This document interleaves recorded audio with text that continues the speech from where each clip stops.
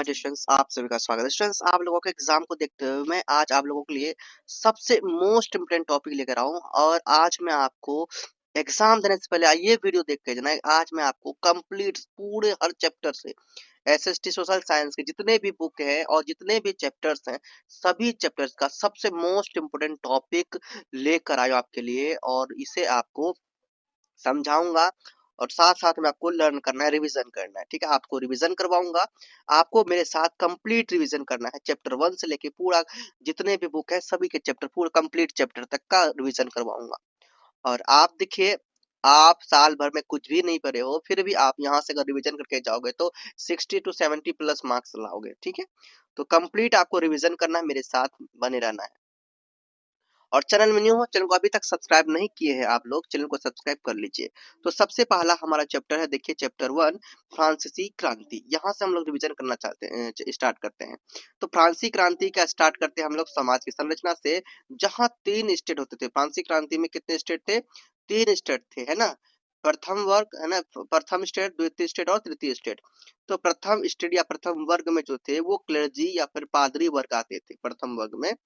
और जो भूमि के मालिक थे, जिससे कोई भी टैक्स नहीं लगता था, जो बहुत अमीर अमीर लोग थे। उसके बाद आता है द्वितीय वर्ग, दूसरा वर्ग। तो द्वितीय वर्ग में है नोबिलिटी, कुलीन, है ना। नोबिलिटी और कुलीन वर्ग के लोग आते थे जो उच्च पद के थे और इससे भी टैक्स मुक्त था। मतलब कि प्रथम वर्ग और द्वितीय वर्ग से क्या होता था, टैक्स नहीं लिया जाता था, ये टैक्स मुक्त थे। उसके बाद आता था तृतीय स्टेट के लोग, थर्ड स्टेट। ठीक है, जिसमें आते थे किसान, मजदूर, व्यापारी, ये सब आते हैं। और इस स्टेट से सभी टैक्स, सभी को इस स्टेट से जितने भी लोग थे तृतीय स्टेट से, है ना, तृतीय स्टेट से टैक्स वसूला जाता था। जो भी टैक्स लेना हो, सब टैक्स वैक्स और काम काज जो भी करना होता था तृतीय स्टेट से करवाते थे। और तृतीय स्टेट के साथ बहुत ही अत्याचार होते थे। ठीक है, तो ये 3 स्टेट होते थे। तो तृतीय स्टेट के लोगों को क्या करना पड़ता था, टैक्स देना पड़ता था। टैक्स 2 प्रकार के, एक तो टाइड, एक टाइड, टाइड और दूसरा टाइल। टाइड और टाइल समझो।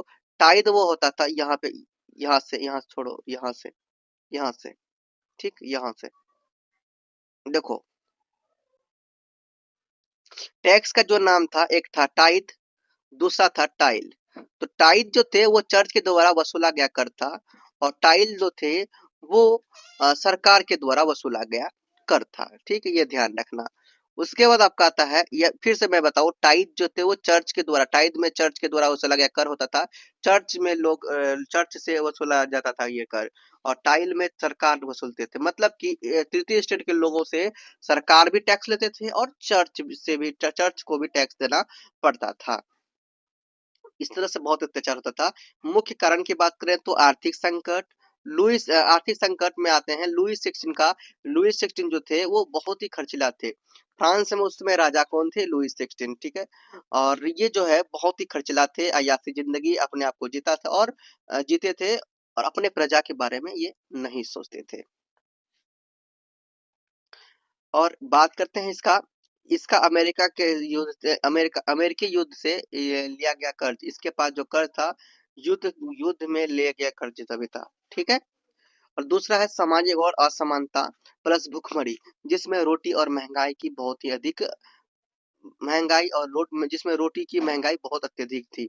ठीक है, उस समय जो थर्ड स्टेट के जो लोग थे वो सही से खाना भी नहीं खा पाते थे, बहुत अत्याचार होता था उनके साथ। उसे रोटी भी मिलना नसीब नहीं होता था जल्दी से। ठीक है, मतलब दिन भर काम करे तो उसे रोटी भी सही से मिलना नसीब नहीं होता था। इतना अत्याचार उनके साथ होता था, काम पूरा करवाते थे लेकिन खाना पीना उन्हें समय पर नहीं देते थे, और बहुत ही महंगा कर दिए थे सब चीज। सामाजिक कारण की बात करें तो सामाजिक विभाजन, जन्म के आधार पर विशेष अधिकार थे। ठीक है, मतलब कि जो बड़े लोग थे, जो प्रथम स्टेट में जन्म लिए हैं, उन्हीं को सबसे प्रथम और द्वितीय स्टेट में जो जन्म लिए उन्हीं को सब अधिकार दिए गए थे, और नंबर तृतीय स्टेट को कोई अधिकार नहीं। राजनीतिक कारण जो था, कमजोर शासक थे। राजनीतिक कारण क्या है? वो शासक जो थे कमजोर थे। लुईस 16 खराब, जो नीति थी वो खराब नीति थी। अब बात करते हैं मुख्य घटनाएं की। तो 5 मई 1789 में स्टेट जनरल की मीटिंग हुई थी। 20 जून 1789 में टेनिस कोर्ट और या राष्ट्रीय सभा बनी। उसके बाद 14 जुलाई 1789 में बास्तिल के किले पर हमला किया गया, इन्हें ध्वस्त किया गया और उसी समय क्रांति की क्या हो गई, शुरुआत हुई। और राष्ट्र दिवस, समझ लो कि क्रांति की शुरुआत कब हुई थी, 14 जुलाई 1789 को ही, जब बास्तिल के किले को ध्वस्त किया गया। ठीक है। और 1792 के दिन गणतंत्र घोषित, दिन क्या किया गया था, गणतंत्र घोषित किया गया। राज का गिलोटीन से अंत, अर्थात राजा को गद्दी से छोड़ना पड़ा। ठीक है, राजा को गद्दी से छोड़ना पड़ा। अब बात करते हैं आतंक शासन का। 1793 से लेकर 94 तक में आतंक शासन था, जिसमें रोबेस्पियर ने विरोधियों को मारा और 1799 में नेपोलियन का क्या हो गया था, उदय हो गया था। इस चैप्टर को यहाँ पर खत्म करते हैं, शॉर्ट नोट्स। उसके बाद हम लगाते हैं चैप्टर 2। चैप्टर 2 है आपका यूरोप में समाजवाद और रूसी क्रांति। तो सबसे पहले इसमें देखेंगे फ्रांसीसी क्रांति का क्या प्रभाव पड़ा इसमें। तो जैसे ही फ्रांसीसी क्रांति हुआ, फ्रांसीसी क्रांति के बाद ही आपका ये यूरोप वाला कहानी स्टार्ट हो जाता है। ठीक है, तो यहाँ पे देखो फ्रांसीसी क्रांति का क्या प्रभाव पड़ा। 1789 में फ्रांस में क्या हुई थी, क्रांति हुई। नारा था स्वतंत्रता, समानता और बंधुत्व। इस क्रांति से पूरे देश यूरोप में, पूरे देश में इस क्रांति से पूरे यूरोप में बदलाव की लहर आई। लोगों ने राजा के अधिकारों और चुनौती देने, लोगों ने राजा को अधिकार और चुनौती देना शुरू किया।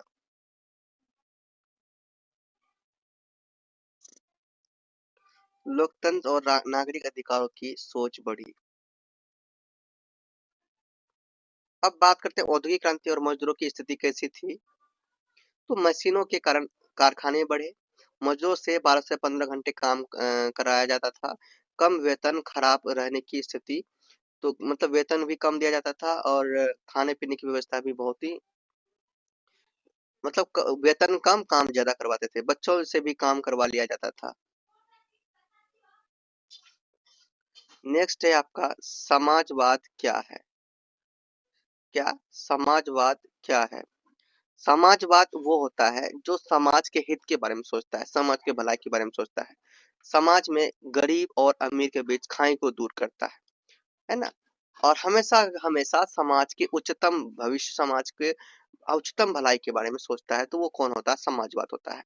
तो समाजवाद का मतलब है उत्पादन के साधन, कारखाने, जमीन पर समाज का नियंत्रण। ठीक है, तो इसमें अमीर और गरीब की खाई को खत्म करना इस समाजवाद का काम होता है। सबको समान अवसर देना ये समाजवाद का काम होता है। ठीक है, ये समाजवाद का विचार होता है। तो इसमें प्रमुख समाजवादी विचारक आए, जो कार्ल मार्क्स और फ्रेडरिक एंगल्स। कार्ल मार्क्स और फ्रेडरिक एंगल्स जो थे, ये हमेशा समाज के हित के बारे में सोचते थे, समाज के भलाई के बारे में सोचते थे। ठीक है, इन्होंने 1848 में कम्युनिस्ट घोषणा पत्र लिखा। इनके अनुसार समाज दो वर्गों में बटा था, एक पूंजीपति और मजदूर, दूसरा मजदूर। तो मजदूरों को क्रांति करनी चाहिए, मतलब मजदूरों को क्रांति करनी चाहिए।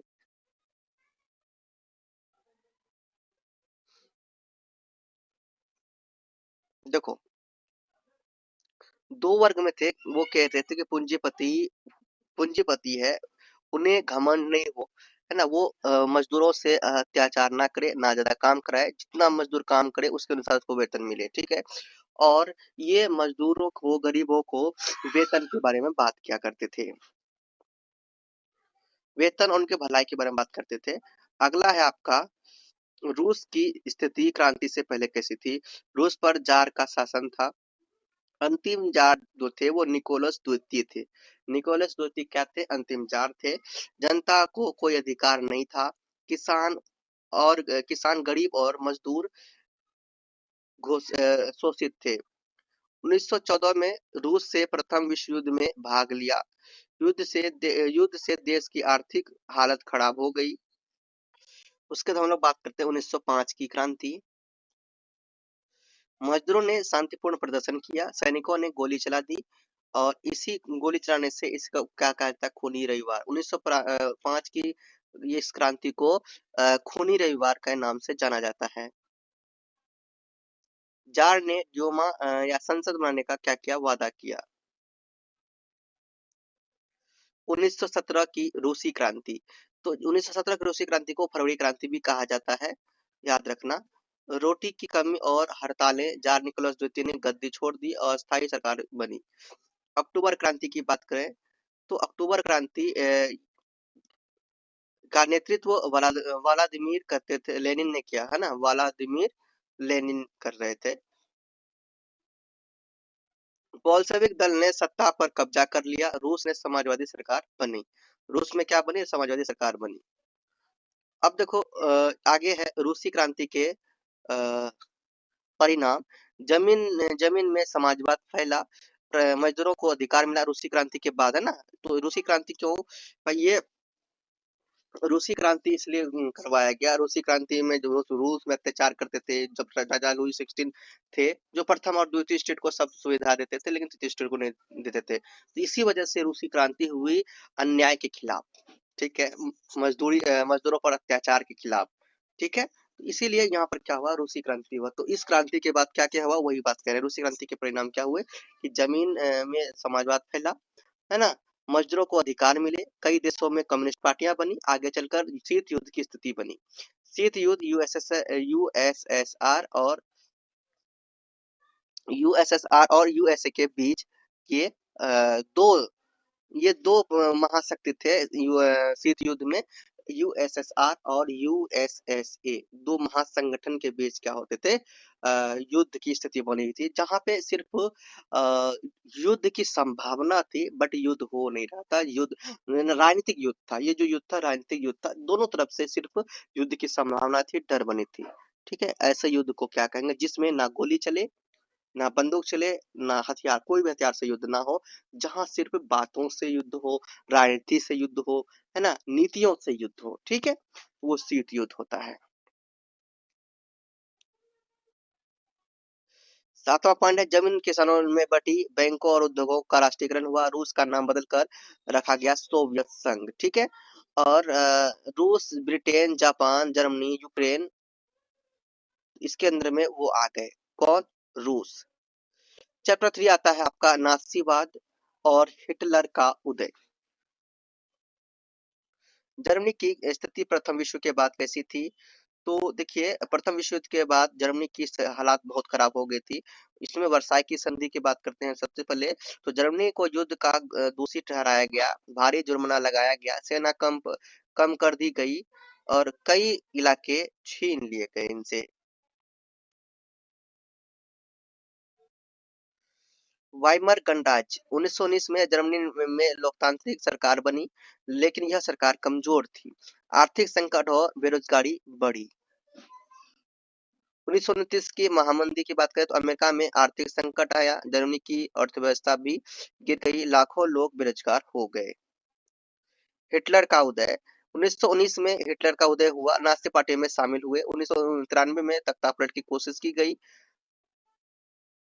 और आगे जेल में उसने माय कैंप लिखी। ठीक है, माइन कैंप लिखी। माइन कैंप के विचार आर्य स्कूल को श्रेष्ठ बताया गया। इसमें यहूदियों को दुश्मन बताया गया और जर्मनी का विस्तार जोड़ी बताया गया। नासी विचारधारा, एक नेता एक राष्ट्र हो। नासी का क्या विचारधारा था कि एक नेता एक राष्ट्र हो, आर्य नस्ल की क्या हो? श्रेष्ठता हो, यहूदियों से घृणा किया जाए, लोकतंत्र का विरोध हो, सेना को मजबूत किया जाए। 1933 में हिटलर चांसलर बना। 1933 में हिटलर जर्मनी का चांसलर बना। उसने लोकतंत्र खत्म कर तानाशाही स्थापित कर दी और विरोधी दलों पर प्रतिबंध लगा दिया गया। उसके बाद अगला पॉइंट आपका यहूदियों पर अत्याचार। यहूदियों के अधिकार छीन लिए गए। 1935 में नर्म वर्ग कानून बनाए गए, यहूदियों को नौकरियों से निकाला गया, लाखों यहूदियों को यातना शिविरों में भेजा गया। द्वितीय विश्व युद्ध की बात करें 1937 में हिटलर ने पोलैंड पर हमला किया, इससे युद्ध शुरू हुआ। 1945 में जर्मनी की हार हुई और हिटलर ने क्या कर दिया? आत्महत्या कर ली। अब आता है नेक्स्ट आपका चैप्टर 4, वन समाज और उपनिवेशवाद। वन समाज वो समाज होते हैं जो वनों में रहते थे, वनों में रहने वाले समाज को वन समाज कहे जाते हैं। और उपनिवेशवाद क्या होता है? जब जब कोई बड़ा शक्ति मतलब कोई शक्तिशाली देश ऐसा समझ लो, उपनिवेशवाद जब कोई शक्तिशाली देश किसी कमजोर देश पर आकर उनके प्राकृतिक संसाधन, उनके अगल बगल के वातावरण, उनके वहां के लोगों को गुलाम बनाकर जबरदस्ती शासन करे, उसे उपनिवेशवाद कहा जाता है। ठीक है, तो उपनिवेशवाद और वन नीति क्या थी भैया? तो जब अंग्रेज भारत आए तो उपनिवेशवाद में सबसे पहले क्या बात करें, तो उपनिवेशवाद ब्रिटिश शासन का, सबसे पहले ब्रिटिश शासन ने उपनिवेशवाद किया और ये भारत आए उपनिवास। भारत में सबसे पहले उपनिवेशवाद कौन बना? ब्रिटिश शासन मतलब अंग्रेज। जब अंग्रेज भारत आए तो उनका मकसद था कच्चा माल लेना और मुनाफा कमाना, लेकिन धीरे धीरे इनकी बुद्धि और भी बढ़ती गई। औद्योगिक क्रांति के बाद यूरोप में लकड़ी की भारी मांग बढ़ गई, तो और इन्होंने क्या किया, रेलवे की पटरी बनाने लगा, जहाज बनाने की कोशिश करने लगा, जहाज बनाया इमारतों के लिए। अ, इसलिए अंग्रेज ने भारत के जंगलों पर कब्जा किया। इसलिए क्या किया, इसी वजह से उन्हें बिजनेस करना था, यहाँ से कच्चे माल ले जाना था, यहाँ से बहुत कुछ करना था। ठीक है, यहाँ का सभी संसाधन को, पूरे संसाधन का उपयोग करना था। तो यहाँ पे देखो, यहाँ पे भारत में संसाधन कंप्लीट मात्रा में हर तरह का संसाधन यहाँ पर मिलता है। ठीक है, तो यहाँ के संसाधन को दूसरे देश भेजकर वो पैसा कमाना चाहते थे, धन कमाना चाहते थे और यहाँ के लोगों पर अत्याचार करना चाहते थे। ठीक है, और दूसरी बात आपका आता है, इसी समय आपका आता है भारत वन अधिनियम 1865 और 1878 पर का वन अधिनियम। जंगल सरकार की संपत्ति घोषित किए गए, जंगलों को 3 भागों में बांटा गया। सुरक्षित वन, पहला सुरक्षित वन, संरक्षित वन, ग्राम वन। वनवासियों पर प्रभाव क्या पड़ा? शिकार और लकड़ी काटने पर रोक लगाई गई, झूम खेती बंद कर दी गई, लोगों को मजदूरी करने पर मजबूर किया गया, अपारंपरिक जीवन शैली खत्म होने लगी।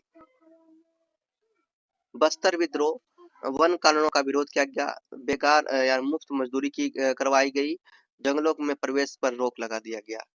परिणाम हुआ ये कि अंग्रेजों को कुछ रियायतें देनी पड़ी, लेकिन पूरी आजादी नहीं मिली। जावा, इंडोनेशिया में डच शासन सरकार ने जंगलों पर नियंत्रण कर लिया, किसानों को जबरन काम कराया, वन उत्पादों पर कर लगा दिया, मतलब टैक्स। वैज्ञानिक वानिकी, अंग्रेजों ने वैज्ञानिक वानिकी शुरू की, प्राकृतिक जंगलों को काटकर एक ही प्रकार के पेड़ लगाए गए, इससे जैव विविधता कम हो गई। अब आता हमारा चैप्टर 5, आधुनिक युग के चरवाहे। तो भैया चरवाहे कौन होते हैं? देखो, चरवाहे वो होते हैं जो यहाँ साफ साफ लिखा है, देखो, चरवाहे वे लोग होते हैं जो पशुपालन करके जीवन चलाते हैं, अपने जानवरों जैसे भेड़, बकरी, ऊंट या आदि के साथ एक जगह से दूसरी जगह जाते हैं। इन्हें घुमंतू कहा जाता है। भारत के प्रमुख चरवाहे की बात करें, चरवाहे समुदाय की बात करें, तो गुज्जर बकरवाल, जिसकी स्थान की बात करें वो जम्मू और कश्मीर में है ना। गुज्जर बकरवाल कहाँ रहते थे? जम्मू और कश्मीर में। ये समुदाय है, ये सब क्या थे? समुदाय। और ये सर्दियों में नीचे के मैदानों में जाते थे और गर्मियों में पहाड़ों में चले जाते थे। उसके बाद आता है गद्दी, और ये ऊंचे पहाड़ी क्षेत्रों में पशुपालन करते थे। उसका आता है धंगर, तो धंगर के जो थे समुदाय जो थे वो महाराष्ट्र में रहते थे, और ये क्या करते थे, मानसून में फसल वाले क्षेत्रों से दूर रहते, मतलब मानसून में वो जहाँ सूखे सूखे थे, मानसून जब पड़ती थी, मतलब बारिश का मौसम आता था, तो कहीं सूखे स्थान में पहुंच जाते थे, सूखे में दूसरी जगह बस जाते थे।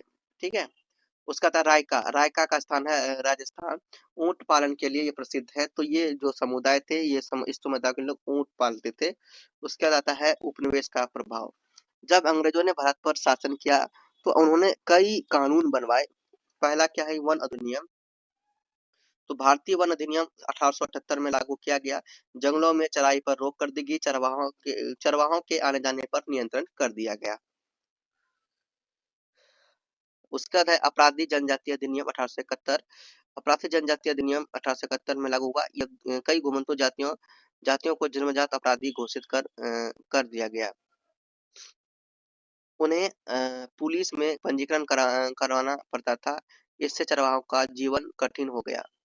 विश्व के अन्य भागों में चरवाहे की बात करें तो अफ्रीका में मसाई जनजाति की समुदाय रहते थे। तो मसाई स्थान जो थे कि केन्या और तंजानिया, अफ्रीका में कहाँ किस स्थान पर रहते थे? केन्या और तंजानिया में, जहाँ पशुपालन का काम होता था, पशु चलाने का काम होता था। अंग्रेज और जर्मनी के में ने उनके क्या कर लिए, जमीन छीन लिया, राष्ट्रीय उद्यान बनाए गए, वहां पे चराई क्षेत्र को कम हो गए। भारत और अफ्रीका दोनों जगह चरवाहों को नुकसान हुआ है ना, भारत में भी और अफ्रीका में भी चरवाहों को नुकसान हुआ। अब आधुनिक समय में क्या परिवर्तन हुए, कुछ चरवाहे अब अस्थायी रूप से बस गए, ठीक है, कुछ ने खेती या फिर अन्य काम अपनाया, लेकिन कई अभी भी पारंपरिक जीवन जी रहे हैं। देखो, आधुनिक समय में हुआ ये कि आधुनिक समय में जब देश आजाद हो गए, तो यहाँ पे कानून बनाया गया, सबको समान अधिकार है ना, सबको इक्वलिटी मिला, सब स्वतंत्र महसूस करते थे, जिसको जो काम काज करना है, किसी को खेती करना है, किसी को किसान वाला काम करना है, किसी को कोई बिजनेस करना है, ठीक है, किसी को कोई जॉब करना है, तो मतलब जिसको जो कार्य करना हो सब अपने अनुसार काम करने लगे, ठीक है, तो अब पूर्ण आजादी सबको मिल गया। तो ये है आधुनिक समय में ये परिवर्तन देखने को मिलता है। आपको पता है कि आपको देखो जो काम करने का मन करता है, सब्जी बेचने का मन करता है तो आप सब्जी बेचते हो। इस तरह से ये कि जिसको जो करने का मन है वो अपना काम करता है। उसके बाद आपका आता है नेक्स्ट चैप्टर, नेक्स्ट बुक आपका समकालीन भारत वन, और इसमें हम लोग करेंगे सबसे पहला भूगोल, ज्योग्राफी का चैप्टर वन, भारत आकार और स्थिति। भारत की भौगोलिक स्थिति की बात करें तो भारत एशिया महाद्वीप के दक्षिण भाग में क्या है, स्थित है। यह उत्तरी गोलार्ध में आता है। अक्षांश की बात करें तो 8 डिग्री 4 मिनट से उत्तर से 37 डिग्री 6 मिनट उत्तर तक इसकी अक्षांश रेखा है। अक्षांश का मेजर है इनका, समझ जाओ। और देशांतर की बात करें तो 68 डिग्री 7 मिनट पूर्व से लेकर 97 डिग्री से 25 मिनट पूर्व तक इसका देशांतर आता है, ठीक है, देशांतर में। और कर्क रेखा की बात करें तो 23 डिग्री 30 मिनट उत्तर भारत के लगभग 20 से गुजरती है।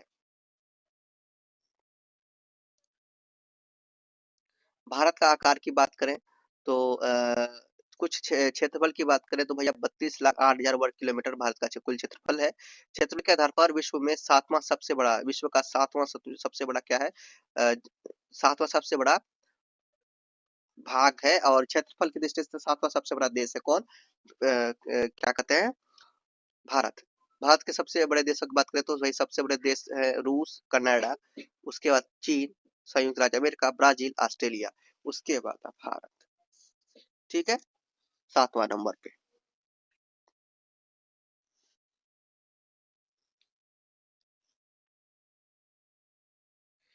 भारत की सीमा की बात करें तो स्थलीय सीमा भारत की भूमि अ, सीमा लगभग 15,200 किलोमीटर तक की है, भूमि सीमा। और इसकी पड़ोसी देश की अगर बात करें तो भैया भारत का पड़ोसी देश है पाकिस्तान, अफगानिस्तान, चीन, नेपाल, भूटान, बांग्लादेश, म्यांमार। समुद्री सीमा भारत के दक्षिण में स्थित है, हिंद महासागर, पश्चिम के अरब सागर में स्थित है, पूर्व में बंगाल की खाड़ी है।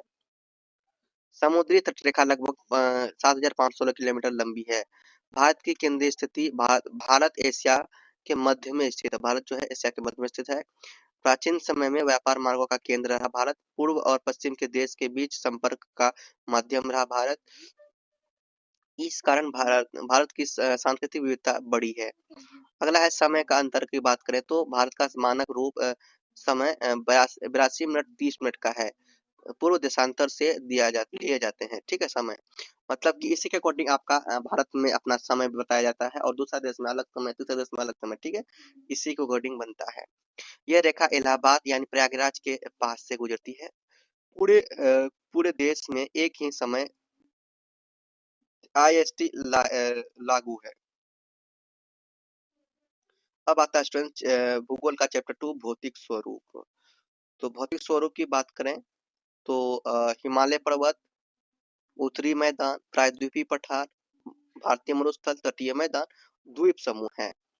अब बात करते हैं हिमालय पर्वत की। तो हिमालय पर्वत दुनिया की सबसे ऊंची पर्वत श्रृंखला है, लगभग 2400 किलोमीटर लंबी है। और युवावतित पर्वत है यहाँ पे। हिमालय के 3 भाग हैं, हिमाद्री, हिमाचल और शिवालिक। हिमाद्री जो है सबसे ऊंचा भाग है, और हिमाचल की बात करें तो यहाँ घाटियां और पहाड़ी स्थल है ये। और शिवालिक की बात करें, ये सबसे निचला भूभाग है। ठीक है। महत्व की बात करें तो ठंडी हवाओं के से सुरक्षा करती है, नदियों का स्रोत है, प्राकृतिक सीमा है। उत्तरी मैदान की बात करें तो सिंधु, गंगा और ब्रह्मपुत्र नीचे नदियों के द्वारा बना ये है। ठीक है। उत्तरी मैदान वो बहुत उपजाऊ मिट्टी है यहाँ पे, घनी आबादी वाला क्षेत्र है। मुख्य नदी जो है वो गंगा है। भारत का कृषि केंद्र की बात करें तो प्रायद्वीपीय पठार, दक्कन पठार। सबसे पुराना स्थल खंड कठोर चट्टानों से बना, खनिज संपदा से भरपूर। दो भाग की बात करें तो मध्य उच्च भूमि और दक्कन का पठार, दो भाग। उसके बाद बात करते हैं भारतीय मरुस्थल की। तो ये थार मरुस्थल भारत में पाए जाते हैं। पश्चिमी राजस्थान में कम वर्षा, रेत के टीले। लूनी नदी यहाँ बहती है। तटीय मैदान अरब सागर और बंगाल की खाड़ी के किनारे, दो भाग, पश्चिमी घाट और पूर्वी घाट। महत्व की बंदरगाह, मछली पालन और व्यापार।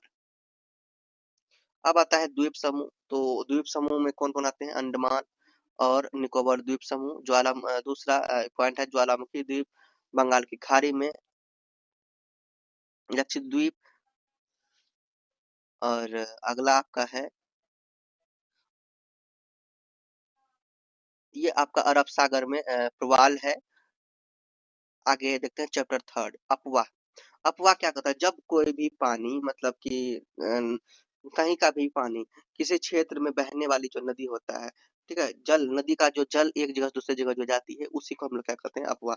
सिर्फ नदी का ही नहीं, जैसे मान लो कि नलकूप है, नाली का भी पानी नहाते धोते हैं, वो पानी कहीं ना कहीं जाके मिलती है, तो ये पानी एक जगह दूसरी जगह जाती है, इसी क्रिया को क्या कहेंगे? अपवाह कहेंगे। ठीक है।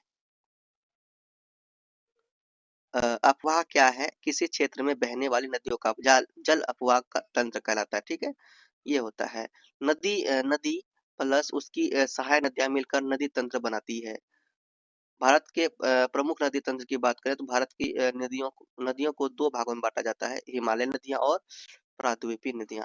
हिमालय नदी तंत्र की बात करें तो इसकी विशेषता हिमालय से निकलती है, साल भर जल से भरी होती है, बारहमासी, लंबी और बड़ी नदियां और उपजाऊ मैदान बनाती है। मुख्य नदियां सिंधु नदी उत्तम तिब्बत अरब सागर में गिरती है। सहायक नदियों की बात करें तो झेलम, चिनाब, रावी, व्यास, सतलज। गंगा नदी तंत्र की बात करें तो उद्गम गंगोत्री ग्लेशियर बंगाल की खाड़ी से मिलती है। सहायक नदियां यमुना, घाघरा, गंडक, कोसी। भारत की सबसे पवित्र और महत्वपूर्ण नदी ब्रह्मपुत्र नदी उद्गम तिब्बत संगमो नाम से जाने जाते हैं।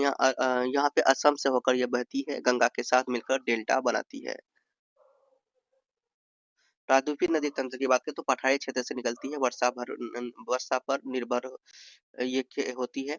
छोटी और कम जल वाली प्रमुख नदियां नर्मदा नदी, तप्ती नदी, ताप्ती नदी, गोदावरी नदी, कृष्णा नदी, कावेरी नदी। गोदावरी को दक्षिण गंगा भी कहा जाता है। झीलें की बात करें तो भारत में झीलें तीन प्रकार की होती है, मीठे पानी की झील, खारे पानी की झील, मानव निर्मित झील।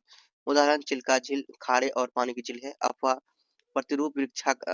के प्रतिरूप की अगर बात करें तो ये वृक्षाकार, समानांतर और आयताकार। यह परीक्षा में, अच्छा ये हो गया।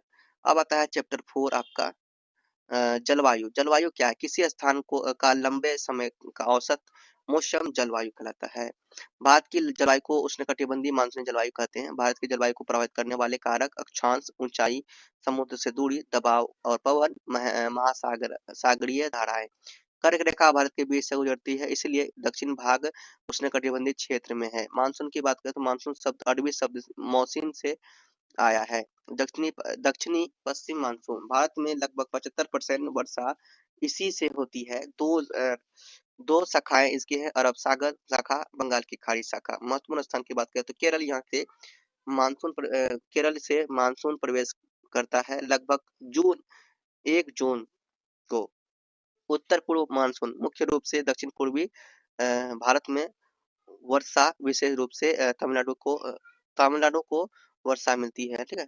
मतलब कि तमिलनाडु से विशेष रूप से कहा, तमिलनाडु तमिलनाडु में वर्षा होती है, तमिलनाडु में, ठीक है। अगला है भारत की ऋतुओं की बात करें तो भैया ठंडी हवाएं, उत्तर भारत में कम तापमान और पश्चिमी विक्षोभ से हल्की वर्षा होती है। ग्रीष्म ऋतु में बहुत गर्मी, लू चलती है और आम की बौछार होती है।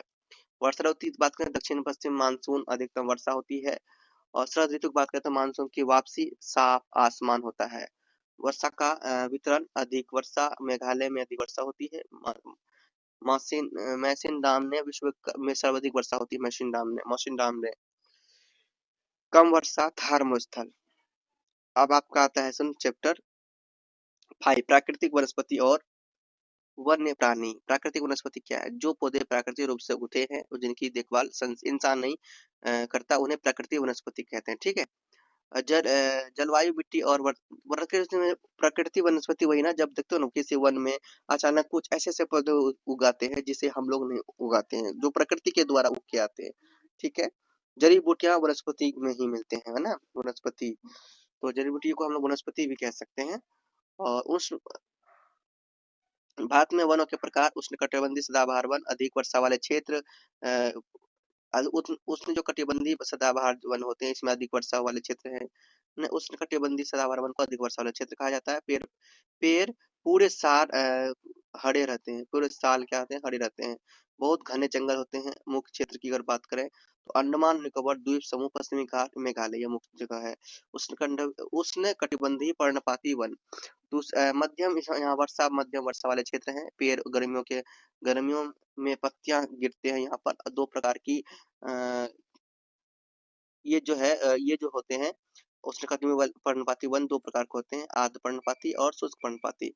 इसमें से मुख्य क्षेत्र मध्य प्रदेश, उत्तर प्रदेश।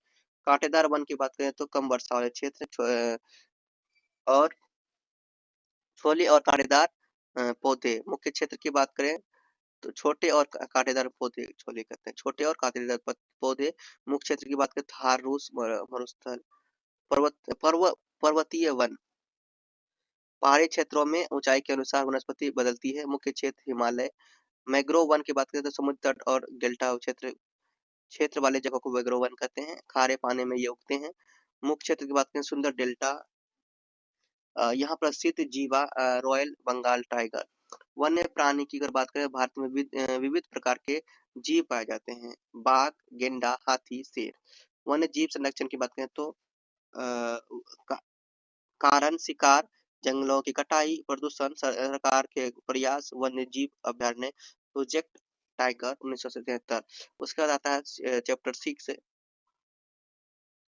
जनसंख्या।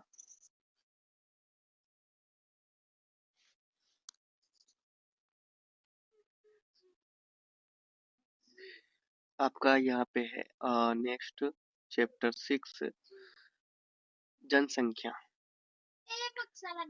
जनसंख्या क्या होता है? किसी देश या क्षेत्र में रहने वाले लोगों की कुल संख्या जनसंख्या कहलाता है। भारत विश्व का दूसरा सबसे अधिक जनसंख्या वाला देश है। लेकिन अभी की तुलना में, अभी की बात करें तो भारत का सबसे पहला जनसंख्या की दृष्टि से सबसे पहला देश कौन सा है? सबसे बड़ा देश कौन सा है? भारत है। भारत की जनसंख्या बहुत अधिक है, लेकिन सभी क्षेत्रों में समान रूप से नहीं फैली है। अधिक जनसंख्या वाले राज्य की बात करें तो उत्तर प्रदेश, महाराष्ट्र और बिहार, इसमें अधिक जनसंख्या है, ठीक है। कम जनसंख्या वाले जो राज्य की बात करें तो वो सिक्किम और अरुणाचल प्रदेश है। जनसंख्या घनत्व की बात करें तो प्रति वर्ग किलोमीटर में रहने वाले लोगों की संख्या जनसंख्या घनत्व कहलाता है। मैदानों में अधिक घनत्व, पहाड़ी और रेगिस्तानी क्षेत्रों में कम घनत्व पाए जाते हैं। उदाहरण अधिक बिहार, कम थार मरुस्थल, ठीक है। जनसंख्या वृद्धि की बात करें तो जनसंख्या वृद्धि के 3 चरण हैं। 1921 से पहले धीमी वृद्धि थी। 1921 से लेकर 1981 तक में तेज वृद्धि हुई और 1981 के बाद वृद्धि दर कम आ गई। लिंग अनुपात की बात करें तो प्रति 1000 पुरुषों पर महिलाओं की संख्या, ठीक है, 1000 पुरुषों पर महिलाओं की संख्या, तो 1000 पुरुषों पर महिलाओं की संख्या 943, ठीक है, ये याद रखना, 943। भारत में लिंगानुपात पहले कम था और अब सुधार हो रही है। कम लिंगानुपात वाले क्षेत्र हरियाणा, साक्षरता दर की बात करें तो पढ़ने लिखने वाले लोग का प्रतिशत साक्षरता दर कहलाता है। उच्चतम साक्षरता दर वाला जो क्षेत्र है वो है केरल, और कम साक्षरता दर वाला जो क्षेत्र है वो बिहार है। व्यवसाय संरचना की बात करें, भारत में लोग 3 क्षेत्रों में काम करते हैं: प्राथमिक क्षेत्र, द्वितीय क्षेत्र और तृतीय क्षेत्र। प्राथमिक में आता है कृषि वर्ग, द्वितीय में उद्योग आते हैं, तृतीय में सेवा सदन आते हैं, सेवा क्षेत्र। ये चैप्टर यहाँ पर खत्म होता है। अब आपका आता है पॉलिटिकल साइंस, लोकतांत्रिक राजनीति। चैप्टर 1 लोकतंत्र क्या है और लोकतंत्र क्यों? लोकतंत्र क्या होता है? लोकतंत्र एक ऐसी शासन प्रणाली है जिसमें शासन जनता के द्वारा, जनता के लिए और जनता का होता है। ठीक है? उदाहरण, भारत एक लोकतांत्रिक देश है। लोकतंत्र की मुख्य विशेषता है जनता अपने प्रतिनिधि चुनती है, नियमित और निष्पक्ष चुनाव होते हैं, सरकार कानून के अनुसार चलती है, नागरिकों को मौलिक अधिकार प्राप्त होते हैं, स्वतंत्र न्यायपालिका होती है। लोकतंत्र क्यों आवश्यक है? बेहतर निर्णय लेने के लिए लोकतंत्र आवश्यक है। लोकतंत्र में कई लोग मिलकर निर्णय लेते हैं, इसलिए फैसले अधिक संतुलित होते हैं। जनता की भागीदारी होती है, इसमें लोग अपनी बात रख सकते हैं और सरकार को बदल सकते हैं। समानता और अधिकार की बात करें, सभी नागरिकों को समान अधिकार मिलते हैं। जवाबदेही की बात करें, सरकार जनता के प्रति उत्तरदायी होते हैं। लोकतंत्र के पक्ष में तर्क संघर्षों के शांतिपूर्ण पूर्ण तरीकों से सुलझाता है। नागरिकों की गरिमा को बढ़ाता है, सुधार की संभावना बनी रहती है। लोकतंत्र की कमियां की बात करें तो निर्णय लेने में समय लगता है, भ्रष्टाचार की संभावना होती है, गलत नेता भी चुने जा सकते हैं। चैप्टर 2 आता है संविधान निर्माण, और इसमें आता है संविधान क्या है। तो देखिए, संविधान एक नियम है। संविधान क्या, एक नियम है जिसमें कानून बनाए गए हैं, है ना। किस लोगों को कैसे चलना चाहिए, कैसे कैसे रहना चाहिए, है ना, कोई अत्याचार ना हो, तो ये संविधान में नियम बनाया गया है। तो संविधान क्या है समझिए। देश कैसे काम करता है, देश का सर्वोच्च कानून क्या, सरकार कैसे काम करेगी, यह तय करता है कौन? संविधान। नागरिकों के अधिकारों की रक्षा करता है कौन? संविधान। संविधान की आवश्यकता क्यों है? देश को एकता में बांधने के लिए, सरकार की शक्तियां सीमित करने के लिए, नागरिकों के अधिकार सुरक्षित रखने के लिए और लोकतंत्र को मजबूत बनाने के लिए। संविधान सभा की बात करें तो 1940 में संविधान सभा का गठन हुआ। कुल 299 सदस्य थे। विभिन्न राज्यों और समुदाय के प्रतिनिधि इसमें शामिल थे। और मुख्य व्यक्ति की बात करें तो डॉक्टर भीमराव अंबेडकर मसौदा समिति के क्या थे? अध्यक्ष थे। डॉक्टर राजेंद्र प्रसाद संविधान सभा के अध्यक्ष थे। जवाहरलाल नेहरू उपनिवेश उपनिवेश उपनिवेशवाद प्रस्ताव क्या करते प्रस्तुत किया इन्होंने। संविधान निर्माण की प्रक्रिया की बात करें तो 2 साल 11 माह 18 दिन लग गए संविधान निर्माण में। 26 नवंबर 1949 को ये अपनाया गया, जबकि इसे लागू 26 जनवरी 1950 को किया गया। भारतीय संविधान में विशेषताएं, ये लिखित और विस्तृत संविधान है। संघीय भारत संघीय व्यवस्था रखता है, यानी केंद्र और राज्य को देखता है, संघीय व्यवस्था वाला देश है। इसमें संसदीय शासन प्रणाली है, मौलिक अधिकार दिए गए हैं और स्वतंत्र न्यायपालिका और धर्मनिरपेक्ष है। उद्देशिका की बात करें तो भारत को घोषित किया गया। अ, उद्देशिका में बताया गया भारत के बारे में संपूर्ण प्रभुत्व, संपन्न समाजवादी, धर्मनिरपेक्ष, लोकतांत्रिक गणराज्य। चैप्टर आपका आता है 3 चुनावी राजनीति। चुनाव क्यों जरूरी है? लोकतंत्र में जनता सीधे शासन नहीं करती है, बल्कि अपने प्रतिनिधि चुनती है, इसलिए चुनाव जरूरी है। जनता को सरकार चुनने का अधिकार, सरकार को बदलने का मौका, नेताओं की जवाबदेही, ये ये चुनाव के अकॉर्डिंग होता है। उदाहरण, भारत में हर 5 साल में लोकसभा चुनाव होते हैं। चुनावी प्रतियोगिता होती है। यहाँ पे चुनाव में कई उम्मीदवार खड़े होते हैं। मतदाता अपने पसंद उम्मीदवार चुनते हैं, मतलब जिसे जो पसंद होते हैं, जो नेता पसंद आता है देश में लोगों को, जनता को, वो अपने अनुसार जनता को चुनते हैं। जिस उम्मीदवार को सबसे अधिक वोट मिलते हैं वो जीतता है, और इसे इसे बहुमत का सिद्धांत भी कहते हैं। और अगला है निर्वाचन क्षेत्र। देश को छोटे छोटे क्षेत्रों में बांटा जाता है, प्रत्येक क्षेत्र में एक प्रतिनिधि चुना जाता है। भारत में लोकसभा के 543 निर्वाचित क्षेत्र है, याद रखना। चुनाव की प्रक्रिया की बात करें तो चुनाव की घोषणा, उम्मीदवारों का नामांकन, चुनाव प्रचार, मतदाता मतदान, मतगणना और परिणाम। पांचवा है निर्वाचन आयोग की भूमिका। स्वतंत्र और निष्पक्ष चुनाव कराना, आचार संहिता लागू करना, मतदाता सूची तैयार करना। आरक्षण व्यवस्था की बात करें तो अनुसूचित जाति एससी और अनुसूचित जनजाति एसटी के लिए भी सीटों का आरक्षण है। ठीक है, इसका उद्देश्य समान प्रतिनिधित्व देना। चुनाव सुधार की बात करें तो ईवीएम, मतदाता पत्र का उपयोग, खर्च का सीमा तय। उसका रहता है आपका यहाँ पे चैप्टर 1 पालमपुर गांव की कहानी। और स्टूडेंट्स ये समझ लीजिए ये इकोनॉमिक्स का लास्ट चैप्टर है, अर्थशास्त्र का। मतलब लास्ट चैप्टर नहीं, मतलब लास्ट बुक है। ये स्टार्टिंग फर्स्ट चैप्टर है, ये समझ लो कि ये फर्स्ट चैप्टर है और हम लोग लास्ट बुक में जा चुके हैं। ठीक है, अर्थशास्त्र की। तो चैप्टर 1 है पालमपुर गांव की कहानी। क्या है ये? अर्थशास्त्र है। तो पालमपुर गांव का परिचय, यह एक काल्पनिक गांव है। यहाँ की मुख्य गतिविधियां कृषि है, सिंचाई की उच्च अच्छी सुविधा है यहाँ पे, और सड़क और बाजार पास में है। उत्पादन की बात करें तो किसी वस्तु या फिर सेवा निर्माण करना, उत्पादन करना, ये क्या उत्पादन है? उत्पादन के 4 मुख्य साधन है: भूमि, श्रम, पूंजी, उद्यमी। भूमि की बात करें तो खेती के लिए जरूरी है। भूमि किसके लिए जरूरी है? खेती के जरूरी है, और मजदूरों को मजदूरी मिलती है इससे। श्रम की बात करें तो खेती में काम करने वाले लोग जो होते हैं वो श्रम करते हैं। भूमि सीमित होती है इससे। पूंजी, 2 प्रकार की पूंजी होती है: स्थायी पूंजी, चालू पूंजी। ठीक है, चल नहीं, चालू पूंजी। ठीक है, तो स्थायी पूंजी मशीन, ट्रैक्टर, और चालू पूंजी बीज, खाद, नकद, पैसा, ये सब। उद्यमी की बात करें जो सभी साधनों को जोड़कर उत्पादन करता है, लाभ और हानि की जिम्मेदारी लेता है। खेती की गतिविधियां, तो पालमपुर में अधिकतर किसान गेहूं और धान उगाते थे। यहाँ बहुफसली प्रणाली अपनाई जाती है। अ, आधुनिक तकनीक जैसे HYV बीज, रासायनिक खाद और मशीनों का उपयोग किया जाता है। गैर कृषि गतिविधियां, दुग्ध उत्पादन, दूसरा छोटे उत्पादन, दुकानदार और परिवहन, ये गैर कृषि गतिविधियां थी। और किसानों की स्थिति की बात करें तो बड़े किसान अधिक भूमि और पूंजी रखते हैं। छोटे किसान अक्सर कर्ज लेते हैं। मजदूरों को कम मजदूरी मिलती है। आगे चैप्टर 2 आता है संसाधन के रूप में लोग। मानव संसाधन इसमें आता है। सबसे पहली बात, मानव संसाधन क्या है? जब लोग अपने ज्ञान, कौशल और क्षमता से देश के विकास में योगदान देते हैं। मतलब कि मानव संसाधन क्या है? जब अपना माइंड से, अपना ज्ञान से, खुद के स्किल से क्या कहते हैं, योगदान देते हैं। कहाँ पे? भारत में किसी भी कार्य में क्या देते हैं?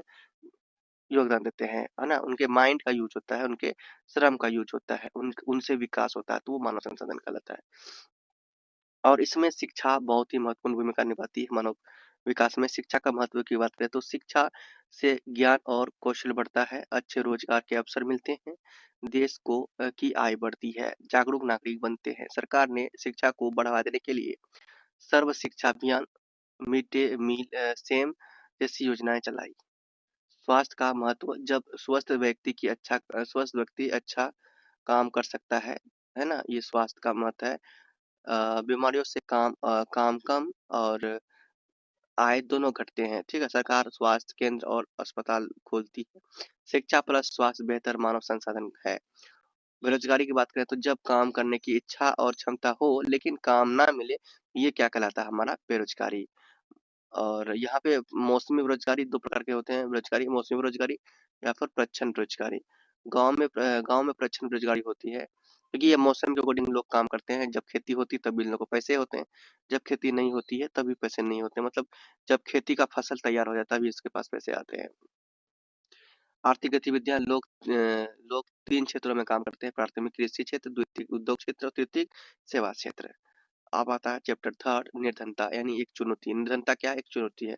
निर्धनता मतलब गरीबी, है ना? तो निर्धनता क्या है? जब कोई व्यक्ति अपनी मूलभूत आवश्यकताएं, भोजन, कपड़ा, मकान, शिक्षा, स्वास्थ्य पूरी नहीं कर पाते तो उसे क्या कहते हैं? निर्धनता कहते हैं। इसे गरीबी रेखा के आधार पर नापा जाता है। भारत में निर्धनता की स्थिति ग्रामीण क्षेत्रों में गरीबी अधिक है। अनुसूचित जाति जनजाति में गरीबी गरीबी दर ज्यादा है। समय के साथ गरीबी में किसी आई, लेकिन मतलब परिवर्तन आए, लेकिन पूरी तरह समाप्त नहीं हुआ। निर्धनता के कारण बेरोजगारी, जनसंख्या वृद्धि, अशिक्षा, कम आय, असमान वितरण, ये क्या है? निर्धनता का कारण है। ठीक है, निर्धनता के प्रभाव की बात करें तो कुपोषण, बीमारी, अशिक्षा, बाल श्रम, कम जीवन स्तर। सरकार की सरकार की गरीबी हटाओ योजनाएं, तो Mahatma Gandhi national rural employment guarantee act, मनरेगा, Pradhan Mantri Jan Dhan Yojana, national food security act. Chapter 4 है भारत खाद्य सुरक्षा, ये लास्ट चैप्टर है हमारा। खाद्य सुरक्षा क्या है? जब सभी लोगों को हर समय पर्याप्त, सुरक्षित और पौष्टिक भोजन मिले, तो इसे खाद्य सुरक्षा कहते हैं। उपलब्धता, इस पे आता है उपलब्धता, सहज और वहनीयता। तो अगला है यहाँ पे खाद्य सुरक्षा के कारण गरीबी, बेरोजगारी, प्राकृतिक आपदा, सुरक्षा, बाढ़, जनसंख्या वृद्धि, गरीब लोग सबसे अधिक प्रभावित होते हैं इसमें। सरकार के उपाय: सार्वजनिक वितरण प्रणाली, सस्ता अनाज राशन दुकानों से दिया जाता है, गेहूं, चावल, चीनी आदि उपलब्ध।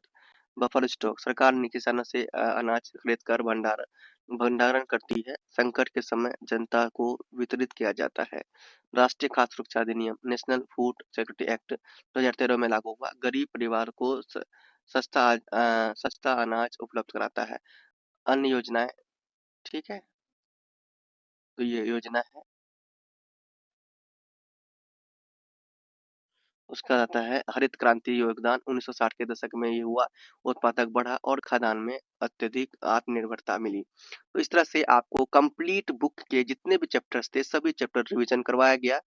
और इसी के साथ इस वीडियो में मैं मतलब अपनी नोट्स को स्टॉप करता हूँ। मतलब यहाँ पे नोट्स आपका स्टॉप होता है रिवीजन के साथ साथ। तो आप लोग देखिए, ये पीडीएफ टेलीग्राम से डाउनलोड कर लीजिए, या फिर आप लोग मुझसे व्हाट्सएप में भी ये पीडीएफ ले सकते हैं। सो स्टूडेंट, आज के वीडियो में इतना रखते हैं। नेक्स्ट वीडियो में आगे बढ़ते हैं। चैनल को सब्सक्राइब नहीं किया, चैनल को सब्सक्राइब कर लीजिए, बेल आइकन को दबा लीजिए, और मिलते हैं नेक्स्ट वीडियो में। तो चलो बाय। जस्ट प्रेम से बोलिए, प्रेम से रहो, प्रेम से पढ़ो, प्रेम से बोलो।